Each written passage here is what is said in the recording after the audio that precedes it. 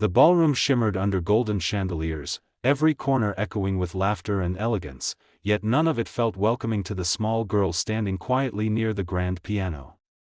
Anna's worn clothes and scuffed shoes made her stand out in a room filled with silk gowns and polished shoes, but it wasn't her appearance that set her apart, it was the mix of fear and determination in her eyes.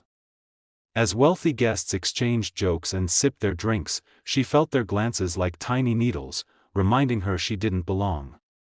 Then the host, a tall millionaire with a voice that demanded attention, pointed at her with a smirk and said, "Play something for us, little one.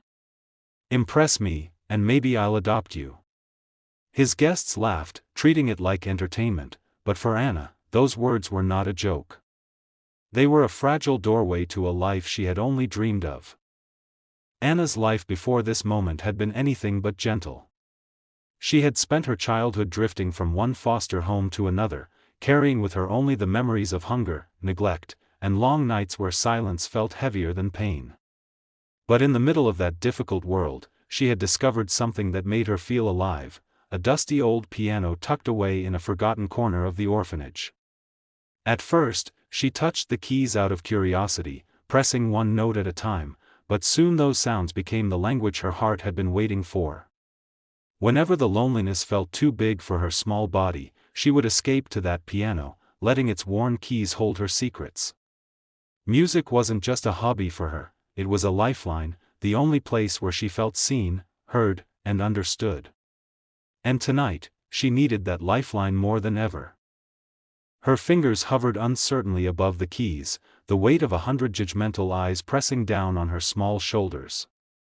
When she finally began to play, the first notes wavered, thin and shaky, and a few people in the crowd couldn't suppress their laughter. For a moment, doubt wrapped around her like a cold hand. But then Anna took a slow breath, closed her eyes, and let the ballroom fade away. In her mind, she was back in the quiet corner of the orphanage, the one place where she had always felt safe. The music that flowed from her this time wasn't polished or practiced, it was pure emotion, a soft cry wrapped in melody. Little by little, the laughter died, replaced by a hush that spread through the room like a gentle tide. Guests leaned in, captivated, as the story of her heart unfolded through every trembling note.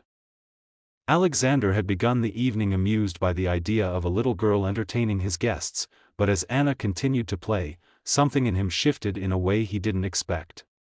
The smug smile he wore so easily slowly faded, replaced by an expression he hadn't shown in years: vulnerability.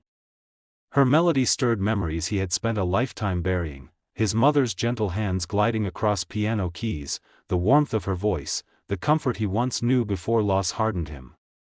He had taught himself that emotions were weaknesses, that power meant staying untouched by the world. Yet here he was, unable to look away from a child who played with more truth than anyone in that glittering room had spoken in years. Her music slipped through every barrier he had built, reminding him of the boy he used to be before life taught him to stop feeling. When the final note drifted into silence, the entire ballroom seemed to hold its breath, but Anna's eyes searched for only one face. She stood there, small and unsure, wondering if the man who had mocked her would now dismiss her just as easily.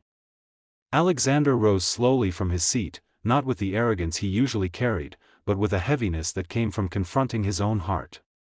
The guests expected another joke, another smug remark, but he didn't offer one. Instead, he walked toward Anna with a softness that surprised even him. Kneeling to meet her trembling gaze, he felt the weight of the moment settle over them both. For the first time in years, he chose sincerity over pride. In a voice quiet but steady, he told her she would never have to face the world alone again, not as long as he had breath to stand beside her.